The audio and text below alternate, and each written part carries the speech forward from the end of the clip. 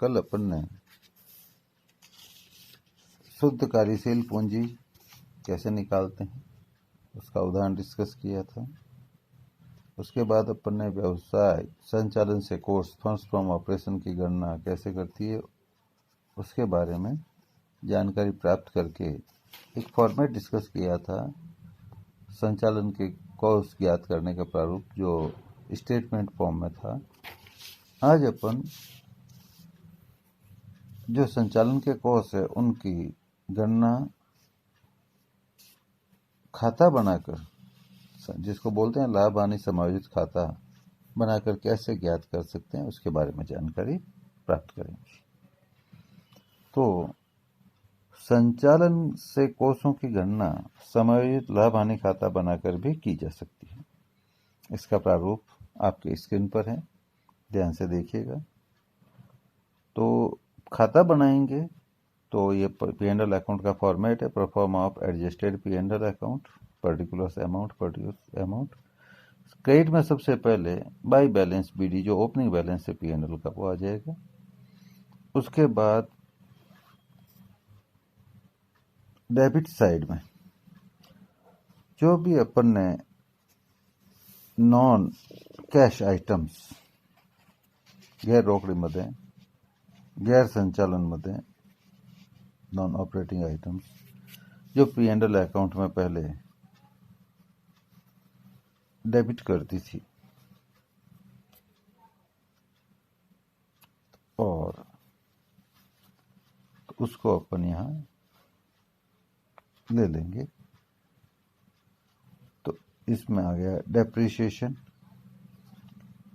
Goodwill return of, patents return of, trademarks return of, preliminary expenses written off, discount on issue of shares and debentures written off, general reserve में कोई transfer किया वो, dividend equalisation reserve में transfer किया वो, sinking fund में transfer किया वो, डिविडेंड कोई पे किया वो, इंटरिम डिविडेंड पे किया वो, प्रपोज डिविडेंड करंट लायबिलिटी माना है तो वो, प्रोविजन फॉर टैक्सेशन जो अपन ने करंट लायबिलिटी नहीं माना वो, loss on sale of fix assets and long term investments और बैलेंस CD जो क्लोजिंग बैलेंस आपके दिया हुआ है। इसके बाद राइट हैंड साइड में ट्रांसफर ऑफ एक्सेसिव प्रोविजंस अपन लिख देंगे। Dividend and interest on long term investments कोई आया है तो लिख देंगे। Appreciation in the value of fix assets and long term investments कोई है वो लिख देंगे। Profit on sale of fix assets and long term investment जो भी दोनों अलग अलग हैं वो लिख देंगे। और इसके बाद डेबिट साइड की जोड़ करेंगे, वो यदि ज़्यादा आती है और क्रेडिट साइड की जोड़ कम आती है तो वो हो जाएगा फंड्स फ्रॉम ऑपरेशन। और ध्यान रखिए यदि फंड्स फ्रॉम ऑपरेशन नहीं आता है, क्रेडिट की जोड़ ज़्यादा आती है, डेबिट की जोड़ कम आ जाती है तो फंड्स लॉस्ट इन ऑपरेशन आ जाएगा। ये खाता प्रारूप हो गया इसका। अब अपन डिस्कस करते हैं उदाहरण के साथ कि फंड्स फ्रॉम ऑपरेशन कैसे ज्ञात करते हैं। एक उदाहरण है 31 मार्च 13 को आपकी स्क्रीन पर कि 31 मार्च 13 को समाप्त होने वाले वर्ष के लिए 3,30,000 रुपये का आयकर का प्रावधान करने के पश्चात मोती लिमिटेड का शुद्ध लाभ 3 लाख रुपये था। शुद्ध लाभ की राशि निम्नलिखित मदों को ध्यान में रखते हुए ज्ञात की गई। मतलब the net profit has been arrived after taking into accounts the following items. तो उसमें है depreciation on fix assets 65,000, preliminary expenses 7,000, bad debts 1,000, loss on sale of furniture 500, profit on sale of long term investment 5,000। संचालन से लाभों की गणना कीजिए, calculate funds from operation. अब देखिए यहाँ लाभानी खाता दिया हुआ नहीं है, यहाँ सूचनाएं दी हुई है, नेट प्रॉफिट दिया हुआ है जिसमें ये बताया गया है कि इन मदों को अप्लिकित करने के बाद ये नेट प्रॉफिट कैलकुलेट हुआ है। तो सबसे पहले लिखें calculation of funds from operation, उसमें net profit after tax 3 lakh लिख दीजिए। ऐड, उसमें नॉन कैश आइटम ऐड कीजिए। डेप्रिसिएशन ऑन फिक्स एसेट्स 65,000 दिया हुआ है। प्रिलिमिनरी एक्सपेंसेस रिटर्न ऑफ 7,000 है। और loss on sale of furniture 1,500, क्योंकि बैड डेट्स तो ऑपरेटिंग आइटम है। तो ये जोड़ने के बाद टोटल आ गई 3,73,500। इसमें से लेस हो जाएगा profit on sale of long term investments, यह है 5,000, क्योंकि अपन जो नॉन ऑपरेटिंग गैर संचालन की मदें हैं उनको अपन घटा लेते हैं। और जैसा कि अपन डिस्कस कर चुके हैं कि शुद्ध लाभ में से जो गैर व्यापारिक आय है, दीर्घकालीन विनियोग पर लाभ जो डिस्कस किया था, वो अपन ने घटा लिया।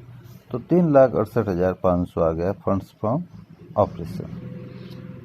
इसी तरह से आपके स्क्रीन पर एक एग्जाम्पल और लिया हुआ है। इसमें लाभ हानि खाता दिया हुआ है। निम्नलिखित लाभ हानि खाते की सहायता से संचालन का कोष ज्ञात कीजिए। इसमें लाभ हानि खाते में ग्रॉस प्रॉफिट दिया हुआ है और by profit on sale of land दी हुई है। इसके बाद सैलरी एंड रेंट दिया है, डेप्रिसिएशन दिया है, loss on sale of machinery दिया है, discount on issue of debentures जो राइट ऑफ किए हैं वो दिया हुआ है। उसके बाद अगले पेज पे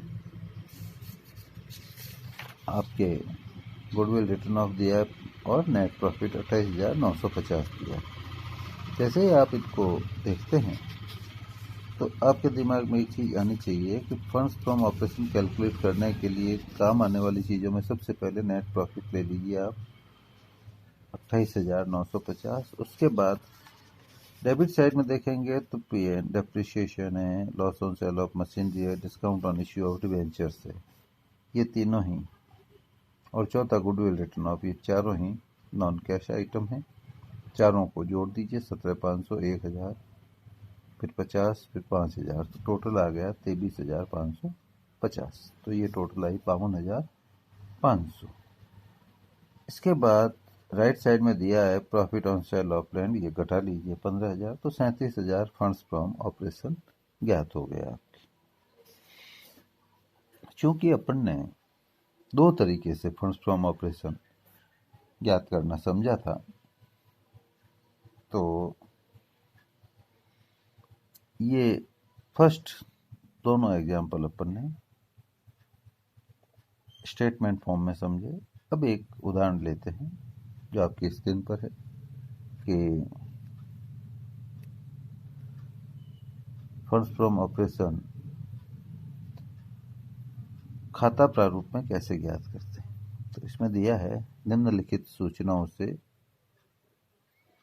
संचालन द्वारा कोष ज्ञात कीजिए। पहला आइटम है 31 मार्च 2013 को शुद्ध लाभ है 6,50,000 रुपये। इसी तरह से भवन के विक्रय पर लाभ है 35,500 रुपये। इसके बाद दिया है ख्याति पुस्तकों में 1,80,000 रुपये दिखाई गई है, जिसमें से 10% चालू वर्ष में अपलिखित की गई है। इसके बाद लिखा है चालू वर्ष में 8,000 रुपये की पुरानी मशीनरी 6,500 रुपये में बेची गई। और लास्ट में दिया है 5वां पॉइंट, 1,25,000 रुपये संचित कोष में हस्तांतरित किए हैं। इसके बाद अगला बिंदु है चालू वर्ष में मशीनों तथा फर्नीचर पर 20% मूल्यह्रास लगाया गया है, जिनका योग 6,50,000 रुपये है। मतलब जो फर्नीचर और मशीन है उनका योग 6,50,000 रुपये। अब इसको अपन अकाउंट फॉर्मेट में लाभ हानि खाता बनाकर डिस्कस करेंगे। जैसा कि आप जानते हैं कि बैलेंस P&L अकाउंट का अपने को क्वेश्चन में दिया हुआ ही नहीं है, तो profit and loss adjustment account में बैलेंस नील लिख देंगे। उसके बाद पहला आइटम आपके क्वेश्चन में दिया हुआ था कि शुद्ध लाभ 6,50,000 था, तो डेबिट साइड में टू बैलेंस CD 6,50,000 लिख दीजिए लास्ट में। उसके बाद था भवन के विक्रय से लाभ 35,500, तो राइट हैंड साइड में देखो by profit on sale of building 35,500 लिख दीजिए।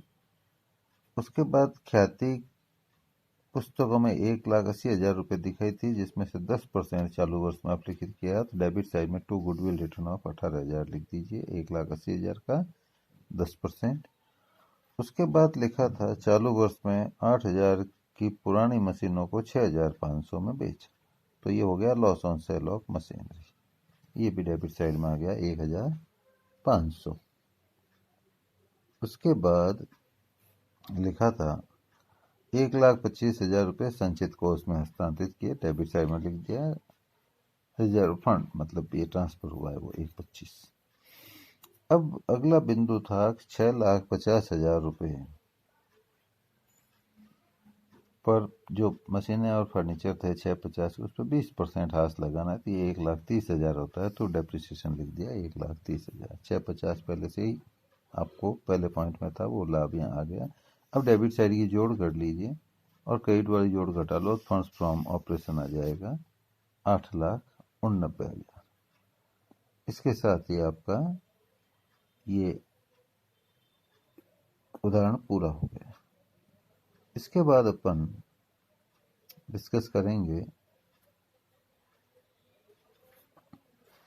कि फंड्स फ्लो स्टेटमेंट जब अपन बनाते हैं तो सोर्सेज ऑफ फंड क्या है और एप्लीकेशंस ऑफ फंड क्या है, कोष प्रवाह विवरण बनाना अपने को सीखना। तो कोष प्रवाह विवरण फंड फ्लो स्टेटमेंट बनाने के लिए जो बेसिक चीजें थी वो अपन ने सारी डिस्कस कर ली। अब कोष विश्लेषण तकनीक का कोष प्रवाह विवरण सबसे इम्पोर्टेंट हिस्सा है। इसको बनाते समय स्थायी संपत्तियों, दीर्घकालीन विनियोगों, कृत्रिम संपत्तियों, दीर्घकालीन दायित्वों, पूंजी तथा संचय एवं आदि के साथ साथ अन्य सूचनाओं का भी ध्यान रखना पड़ता है। इस विवरण के दो हिस्से होते हैं। एक हिस्से में कोषों के स्रोतों को लिखा जाता है और दूसरे हिस्से में कोषों के उपयोगों को लिखा जाता है। कोष प्रवाह विवरण में केवल वही मदें दिखाई जाती है जिन्होंने कार्यशील पूंजी को प्रभावित किया है। ऐसे व्यवहार जिनसे कार्यशील पूंजी प्रभावित नहीं होती है उन्हें कोष प्रवाह विवरण में नहीं दिखाया जाता है। जैसे संपत्ति क्रय करने के बदले अंश या ऋण पत्र निर्गमित किए हैं तो वो कोष प्रवाह विवरण का हिस्सा नहीं होगा। इसी तरह लेनदारों को भुगतान किया है, देनदारों से प्राप्त हुए हैं, ऋण पत्रों के बदले अंश निर्गमित किए हैं, व बोनस अंशों का निर्गमन किया है, इन सब में कोष प्रभावित नहीं होते। जिन मदों को कार्यशील पूंजी में परिवर्तन के विवरण में शामिल कर लिया जाता है उन्हें कोष प्रवाह विवरण में नहीं दिखलाया जाता है।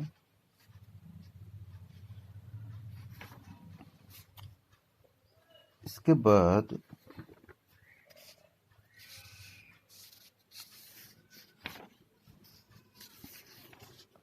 अपन को कोष प्रवाह विवरण जब तैयार करते हैं तो कोषों के जो साधन हैं और कोषों के जो उपयोग हैं उनके बारे में जानकारी प्राप्त करना आवश्यक होता है।